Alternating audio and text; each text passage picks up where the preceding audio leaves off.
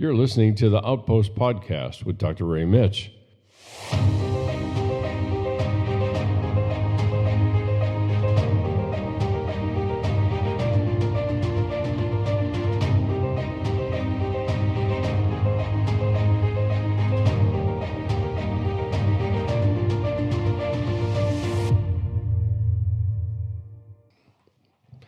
Well, welcome everybody to another edition of the Outpost podcast. I am Dr. Ray Mitch, your host. I am so glad that you've taken some time out of your busy first week of the year. Perhaps, maybe, if you're one of those ambitious types that listen in as soon as you possibly can, which I can't really imagine why, but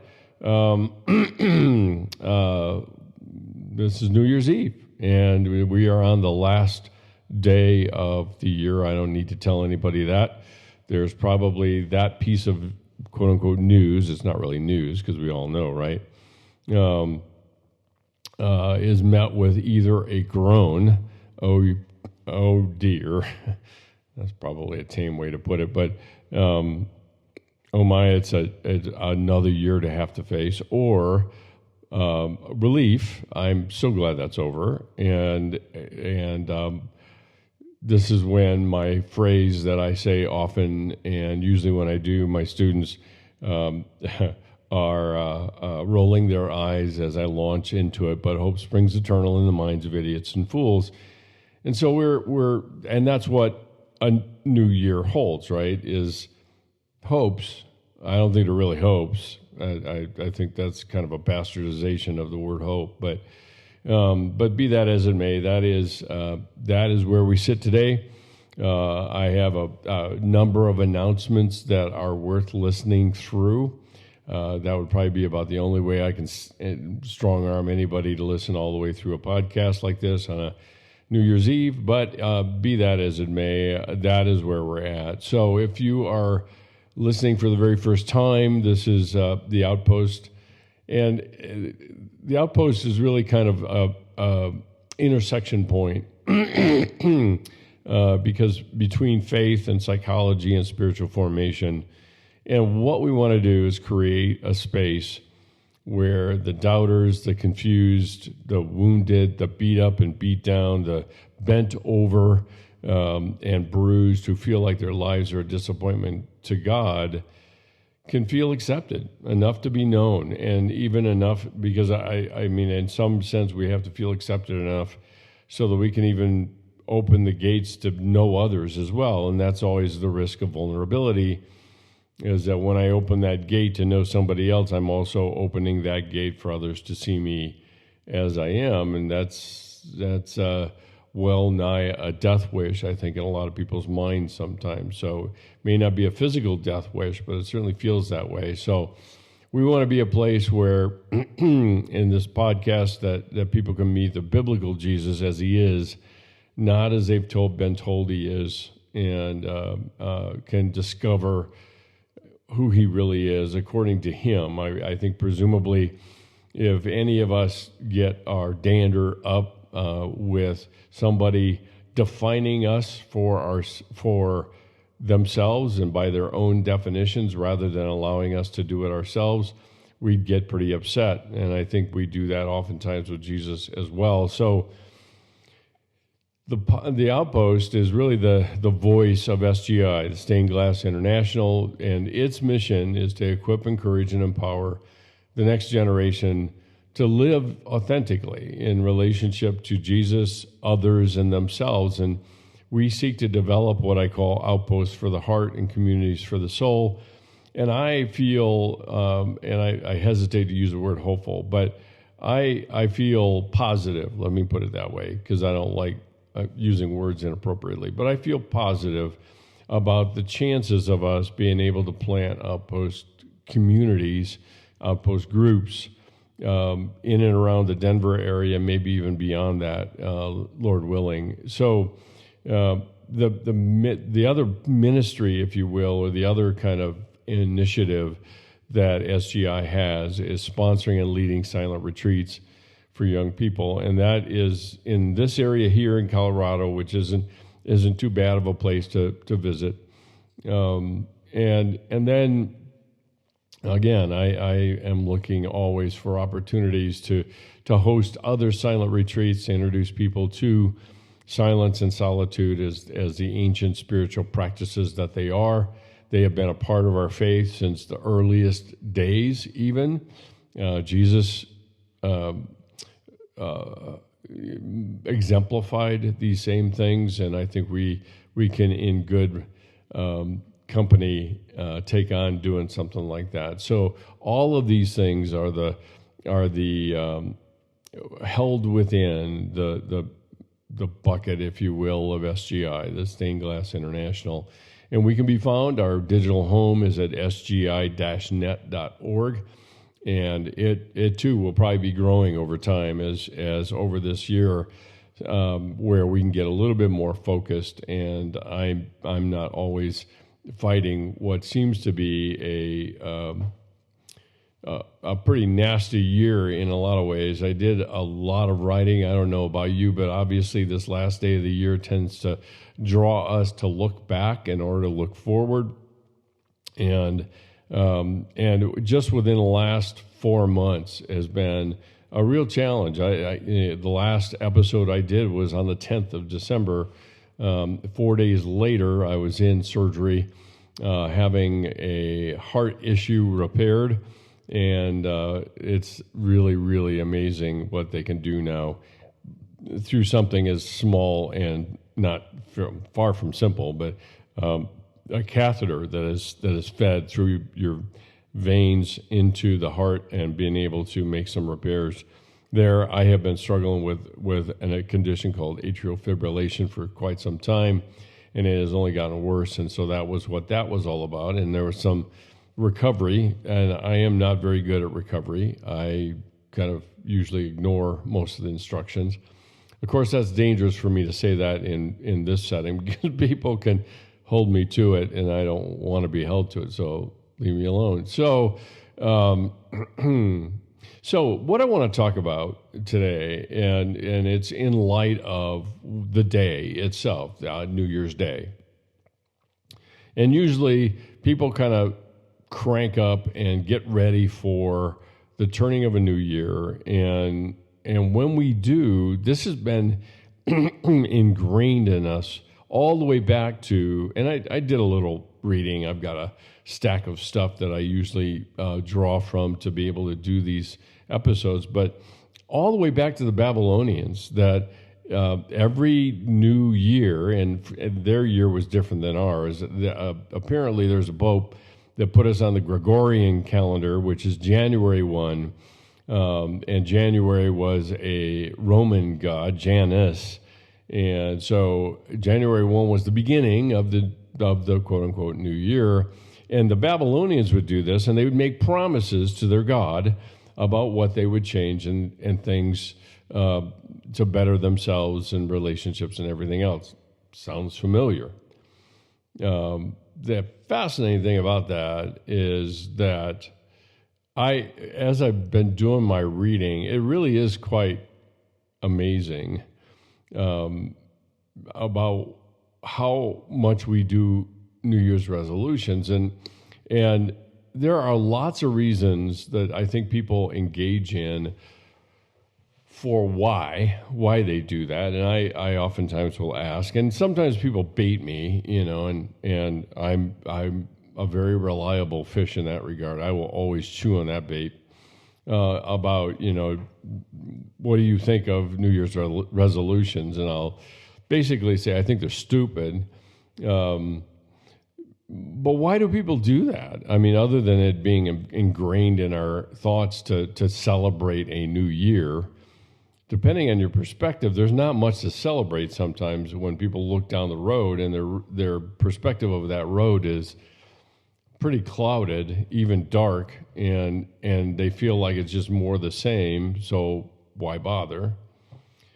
So, you ask somebody, why do you do New Year's resolutions? And a lot of times they'll say, well, if you shoot for nothing, you're sure to hit it. So I better kind of plan for something. The other thing about that, I think that we have to take into account is that if I don't have objectives, then I have no clarity of direction, if you will. And there's some germs of truth in there, germs at best. The further I read, the interesting thing I found out was over half in the United States, over half of the population makes some kind of New Year's resolutions. And they have come to be so common that when you look that up, and you know, we've now taken a name and turned it into a verb. If you Google it, what you'll find is there are, you know, the 12 most common New Year's resolutions: finances, relationships, getting fit. The gym is nice and full for the first 3 weeks of January, and then everybody goes away after after Super Bowl or something like that. I don't know. But everybody feels compelled to celebrate the new year by making promises to themselves or someone, maybe God. I think some Christians certainly do. And the funny thing about it is that the people that do that, over 52% of the people making New Year's resolutions were confident that they'd stick it out. Now, of course, you'd have to ask the question, confident after being inebriated for 2 hours on New Year's Eve? Sure. That would be, uniquely delusional. But 52% say that they were confident they'd stick it out. Guess, say it in your own head, say it wherever you are, not out loud. Somebody may wonder what you're hallucinating. But just guess how many of that percentage, 52, that's over half, really did follow through on their New Year's resolutions. And if you guessed 10%, you're close. Said 15, you're too high. It is 12% of the people really did follow it through. And in one author's way of thinking about it, New Year's resolutions are what he wrote, and again, this is kind of idiotic in my mind, but what do I know?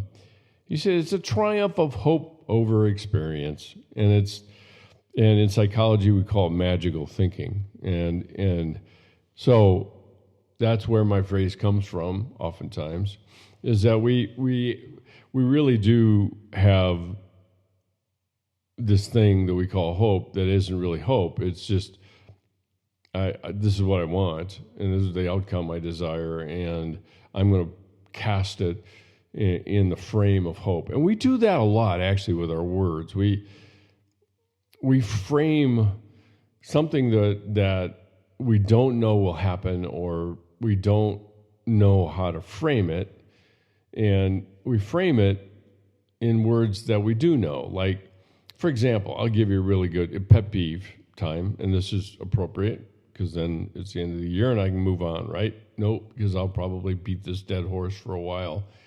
Because in the Christian community, we love to talk a lot about forgiving myself. Well, that is not possible, because forgiveness is mediated, and if it's through myself, and myself is already a judge, jury, and executioner who's already decided my fate, then there is no forgiveness, and it's not about forgiveness at all, really. And that's my point, is that we cast things in a way that I think sometimes we guess are going to be more socially acceptable, but they don't touch on the core issue. And the core issue is, am I willing to accept the grace that's offered me to make the changes that I make? It's not about forgiveness, no more than it is about making a resolution and hope overcomes my experience. Because every year, if anything, New Year's resolutions are not only a exercise in futility, they're also an exercise in building more shame into our lives. And so the thing I think that we end up being so drawn to is that it fuels our desire to be in control of all things. And if I can put a resolution to it, then I can have control over it and I can accomplish it and I can break my arm patting myself on the back and all of those sorts of things, which really I think comes up time and again. We are, by our very nature, broken or otherwise, we are very much control-oriented beings. And that's why oftentimes we will play God instead of allowing God to be God himself. It's about control because control is safer.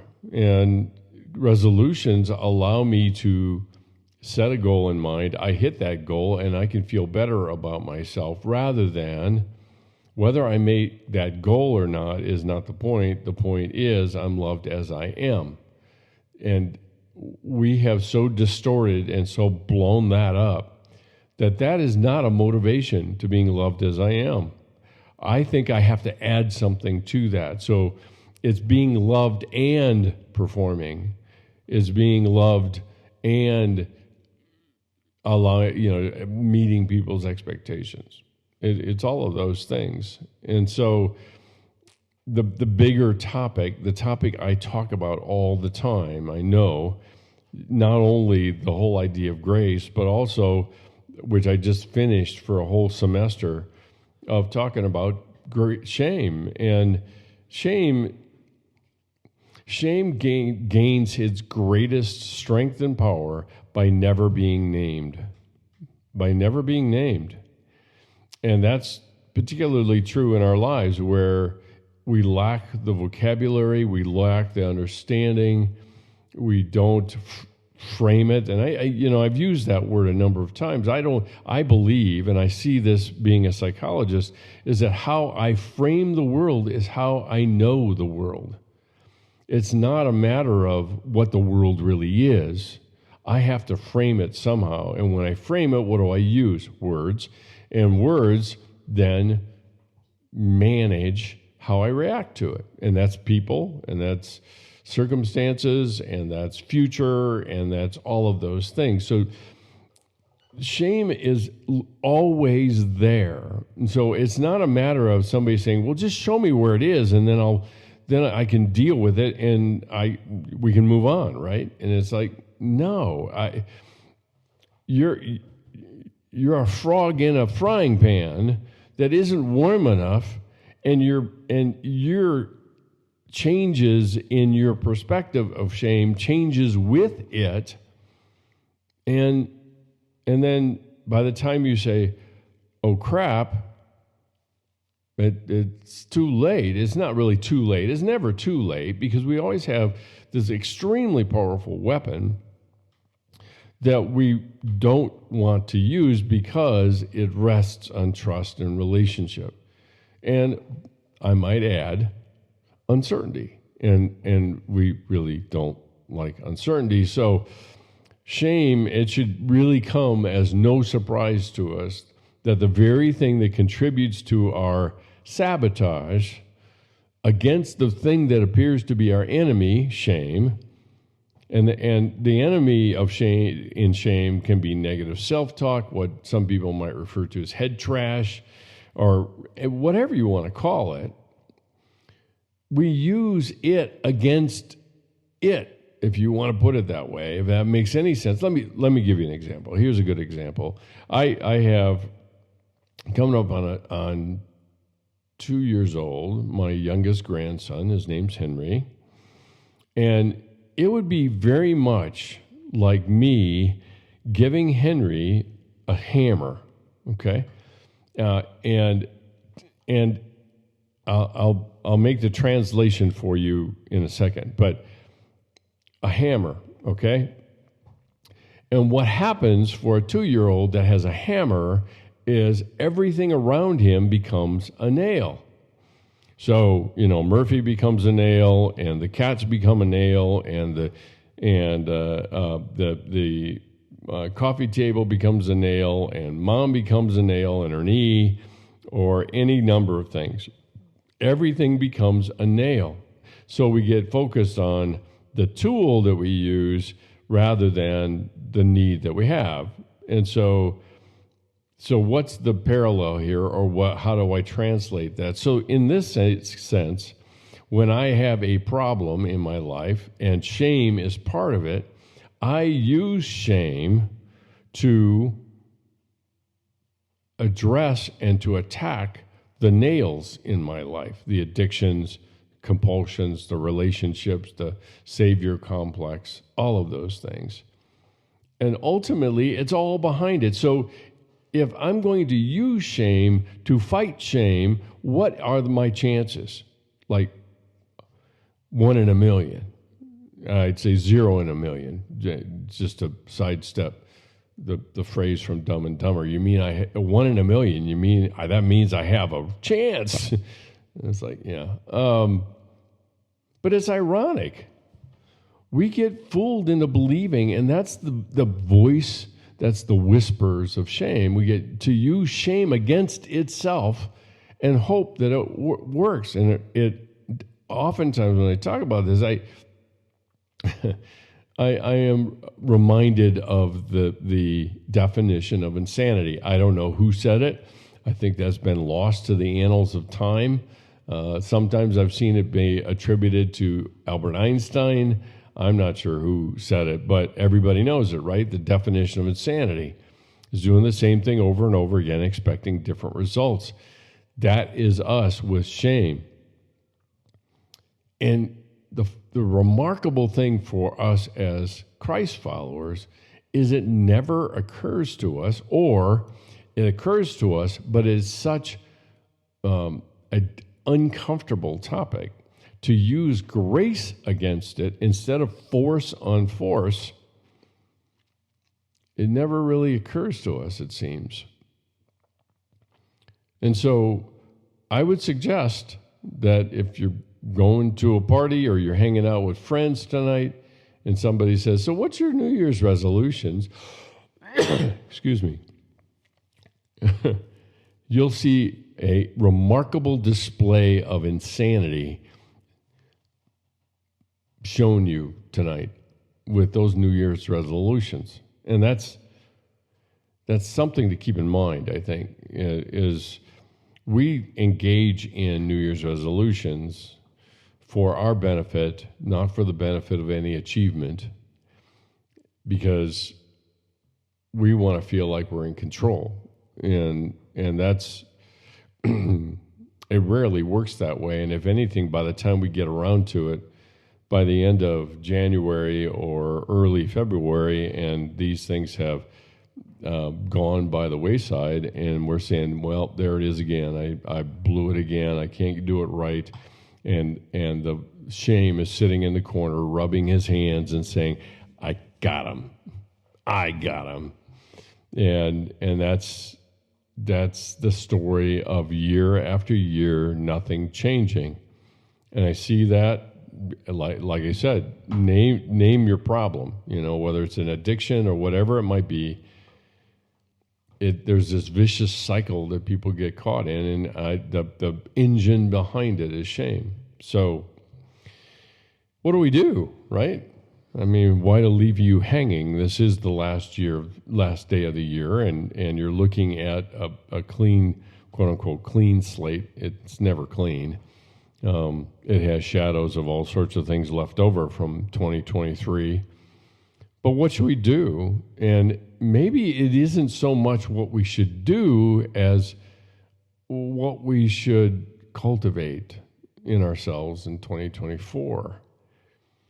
The cultivation factor. I mean, and this is exactly when you listen to what I'm about to say, you'll say, and that's why I don't do it, because it's just too complicated. Making a resolution, not keeping it, that's nothing new. I do that all the time. As a matter of fact, every year. And but so think about it. Think about and it is very oversimplified. I don't profess to, I didn't stay if you ever listen to the commercials. I didn't stay at Holiday Inn Express last night, and I'm not a farmer. But if you really boil down the very essence of the farming process, it happens every year for people that do gardens or anything else.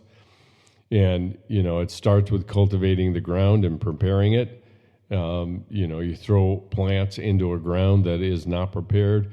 Ironically, Jesus spent some time talking about this and the soil, the different soils on which his words fall on, if you will. That same thing is true. So we have to cultivate and prepare the ground. My wife is a gardener, and she enjoys it, and that means I am the free labor to move dirt and get other things put in place for the garden that most of the stuff that comes out of it she enjoys. I don't. You might say, well, it's a labor. It's a labor of love for sure, because I know how much she enjoys it. So we cultivate and prepare the ground. We plant the seed. Maybe we plant the seedling, and then we water it, and we wait, and there is a care for the beginning of the plant, so that it starts to throw shoots up into the air to get the sun's rays and the watering and everything else. Ultimately, we have to get rid of the things that interfere with the seedling, or it'll kill them off, and it chokes them off. And literally, Jesus was talking about this as well. And so we continue to water, we continue to cultivate, and as the plant grows, we do more of the same, and do it again, and do it again. And then finally, there comes a harvest, and we enjoy the fruits of that harvest. And that's that's what cultivation is. We want to plant the seed, wait till it harvests, then we're good to go. And I don't have any work in between. And I think that's what we miss is that it's not about what resolution I make. This is resolved to accomplish certain things with willpower and control and everything else. But what is it that we need to cultivate? What kind of being, instead of doing, what kind of being do I need to cultivate in myself? So there are a few keys that I came up with just to think through. And just to give you, again, some context here, when I come to the conclusion of the Shame and Grace class, I usually will do one last lecture called Living Free. And this year was no different. And there were a number of things that I talked about during that time. And I want to highlight a few of them for you, because they all come together in the nature of what we're talking about here with this podcast. Is what are the keys to cultivating my being rather than producing my doing? Okay, and so one of the biggest keys, and I'm picking just a couple out here, is managing expectations, because one of the biggest sabotages that exists in how we manage the cultivation of who we are, the development of who we are. One of the biggest challenges is the expectations we have, and the expectations are oftentimes we don't know we have them until they go unmet. Every semester, students come into my class knowing what I'm going to ask at the very first day of class. And it is, what are your hopes and expectations for taking a class like this? And a lot of them say, well, I have no expectations, which is not true. They don't know that.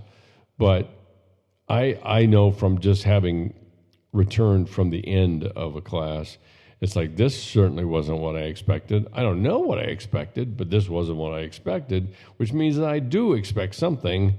I just haven't articulated what that is. And so the key to cultivating our being, the nature of who we are, rests in examining our expectations. And we have to manage them. The thing that connects up with at the very beginning when I was talking about the hope idea is we have to resist the temptation of using hope to avoid or deny reality. I see this in relationships all the time. It's like, I'll give this person another chance, and I hope that they will change in whatever way they said they would. Well, that's using hope to deny reality. If I've already seen over and over again the nature of the person's reactions and their consistency across those kinds of reactions, then hope blinds me to having the kind of limits or boundaries I need to have. And I don't want to do that, and I'm not willing to admit that I don't want to do that, so I'll just hope. And we get bit. We really get bit by it, and with disappointment and things like that. The other aspect here with expectations is don't use your expectations to manage other people.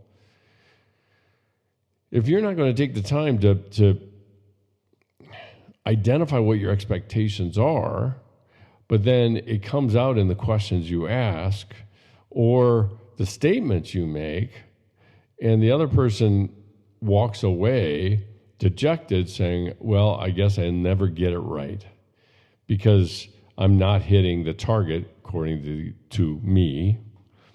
And since I'm not hitting the target, then I'm doing something wrong. Well, the other person may not even know what the target is. They just know what it isn't.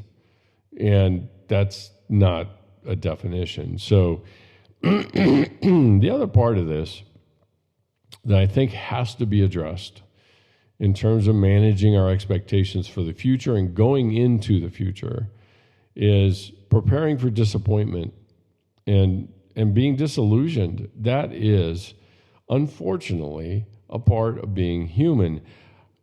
We have imagination. The problem is we condemn our imagination rather than condemning the nature of the world that we live in and how broken we are and how broken the world is. And we are, excuse me, we are going to have disappointment. I got to take a drink here. It's going to come. It doesn't define all of experience, but it is going to come. And so we need to build on what we know about ourselves, not what we hope for.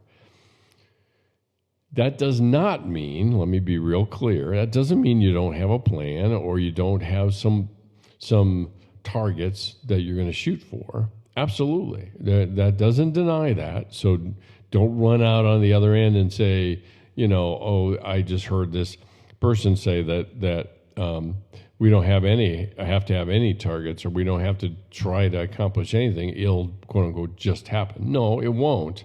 We still need goals. We still need targets to shoot for. At the same time, I'm not going to use those targets to obscure the reality of what my challenges are going to be and how I probably won't hit the mark right away. I mean, very few people that I know who remember back to the time of learning how to ride their bike will not have had a crash at one point or another. And yet we get beyond it and get proficient at it, and then we think it's all flawless from here on in. And we end up falling into a more of a perfectionistic mindset, if you will. So it's not about cultivation, it's about production. And that's what gets in our way, certainly, in our expectation about how things should go. And that's the key word, is should. So there's that managing our expectations. The second thing I want to just highlight again is, what about the direction of your heart? And I've been mulling this over, I don't know, for the last few days as I've been thinking about getting ready to say this, but direction oftentimes determines my destination. Direction determines my destination. If I go in a direction, positively defining where I want to go, then I probably will get there. On the other hand, if I say I know what the destination is, but I'll meander my way there, I probably won't accomplish it, right? So direction determines destination, not intention. Intention accomplishes nothing. It may provide the motivation to start, but it doesn't accomplish anything. So the thing that I don't want you to miss is that in order to set a direction, okay, it requires some relationship that with the one who offers me clarity about the condition of my heart and the relationship I need to accomplish that, rather than doing it on my own.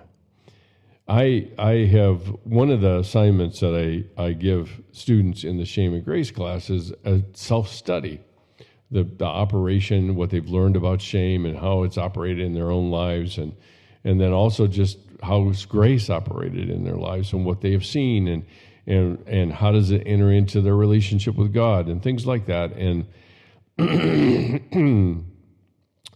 time and again, I have said, and I made this comment to my wife just last night, is how many people, and I think that includes all of us at one time or another on this journey, is that shame has seeped its way and metastasized its way into our relationship with God. And so we make God in our own image, as Blaise Pascal famously said, God made man in his image and man returned the favor. So we make God in our own image, and he becomes every bit as fussy and narrow-minded and compulsive and demanding and punishing as we are. And that is what sabotages our relationship with God, because the God we're relating to is not the God of Scripture revealed through Jesus Christ. It is us. It's us. And this God, me being God, will always let me down. It will always let me down. I think we all inherently at some level know that. So the problem is determining my direction, my posture. It's not about something I achieve by June. It's how do I achieve that today? What is the direction or the posture of my heart? Henry Nouwen famously said, if you knew in your heart of hearts, which is funny that we use that as a phrase, right? If you knew in your heart of hearts that you were God's beloved and you believed it enough to walk out on that limb, because that's what belief is about, it's trust. If you believed it, how would your day change? How would your relationship change today? Today, just today.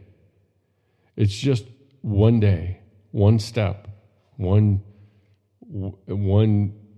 passage of the journey.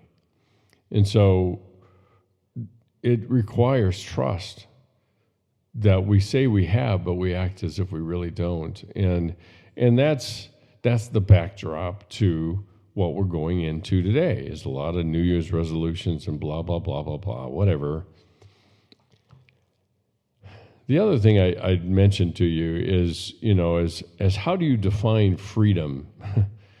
Is it freedom from something, from external intervention, from relationships I don't want to be involved in, from something, or is it I'm free to choose a variety of things?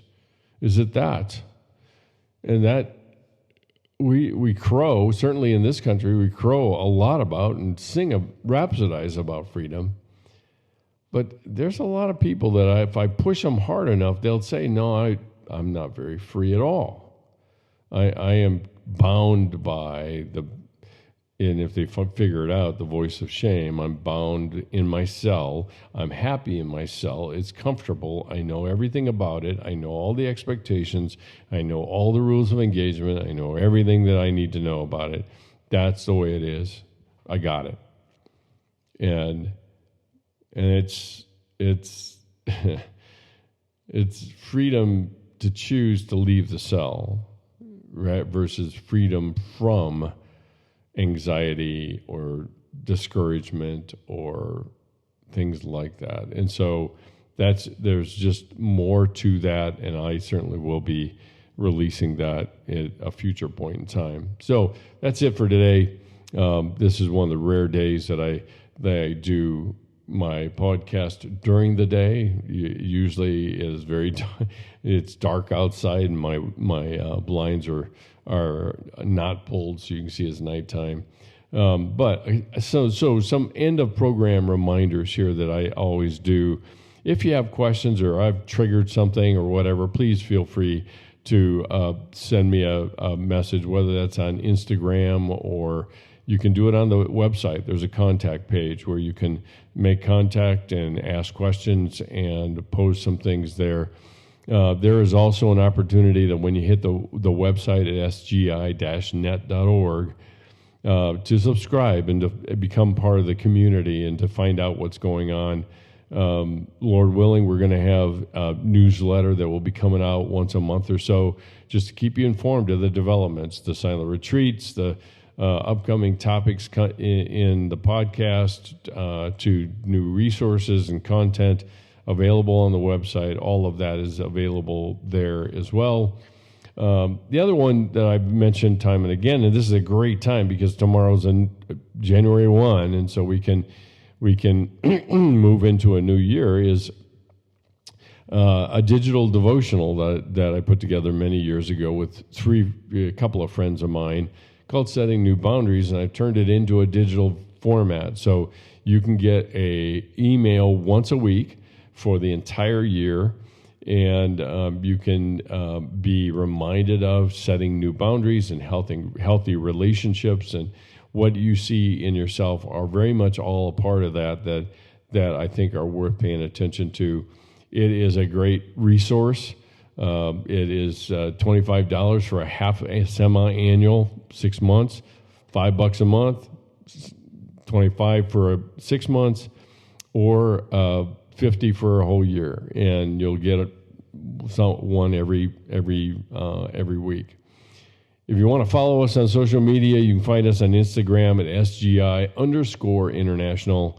So SGI_international. Facebook at ray.mitch, and LinkedIn drmitch. And you can listen to the podcast, and please subscribe. That really just helps us raise the profile for more people to find us and hear some pretty exciting topics that are coming up that I think are worth paying attention to in the new year, and you can do that. So now, the last thing, which I always say, is that if you want to partner with us, now's a great time to do it. It's the last day of the year. You can give your tax-deductible gift. That helps us to meet our funding goal of $7,000 to fund and support students and young people to go to silent retreats that are coming up this spring. We have two in April, one in May that's coming up, and so we need all of the support and financial support that we can get in order to keep that scholarship fund at a healthy level that allows us not only to manage the general expenses of running a tiny ministry like this, but also just to put on the silent retreats and make that possible. So all of your gifts are tax deductible, and you'll receive a summary receipt at the end of the year.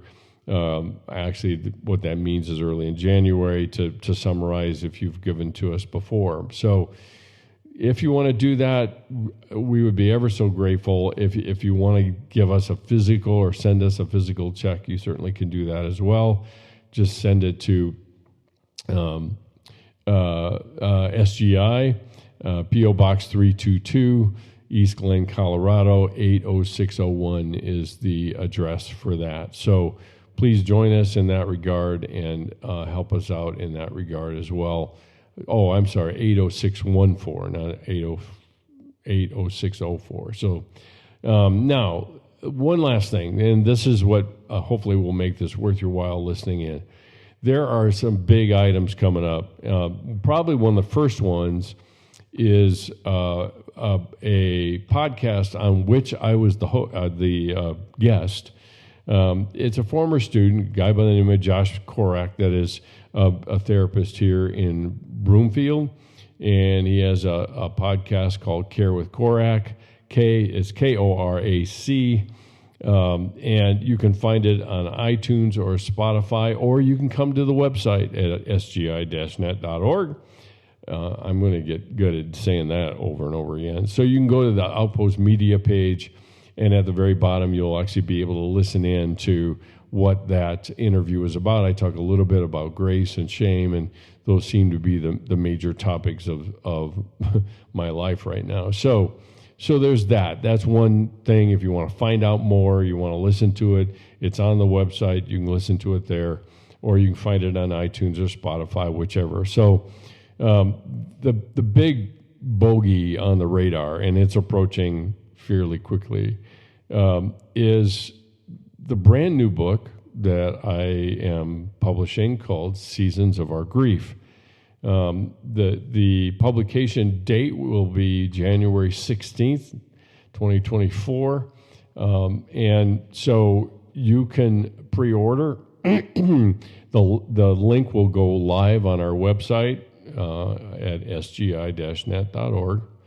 And you can pre-order all the way up to, and then of course it goes live on the 16th. So that's a big deal. It's been 3 years in the making.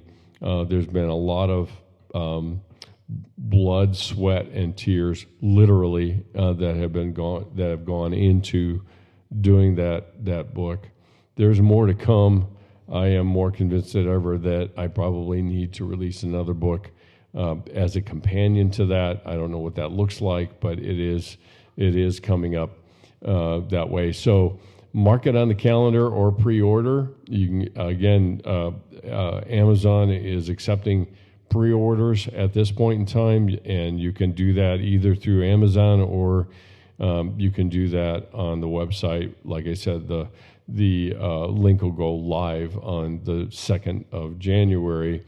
If you're looking it up, the one reminder I would have for you is that there is a book called Seasons in Our Grief, and this is Seasons of Our Grief, and of course, including my last name, will bring it up for you as well as my other grief book, and that's Grieving the Loss of Someone You Love. So Seasons of Our Grief, and spell my last name right. A lot of people say, I can't find it, and it's because they didn't put the S in my name. So Mitsch. So there's that.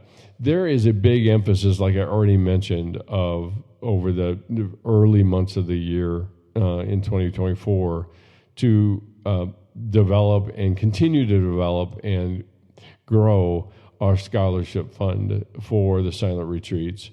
And so what the other thing I have just to go along with that is in the month of January, the 4 podcasts of January will be devoted to grief and loss in each season that are portrayed in my book. So if you know somebody that's going through that, and send them to listen to it. It will come out on Monday morning each week, Lord willing. And so that's going to be a companion to the book, The Seasons of Our Grief. What you will find, and I'm not going to steal the thunder of it too much, but what you will find is a very different format. It's different than you would expect because it's not me teaching. It is me storytelling, and I wrote it specifically for a younger generation of readers because I think that probably would speak to them more than just what I call propositional teaching kinds of stuff. So those two things are coming up in January with the grief and loss emphasis.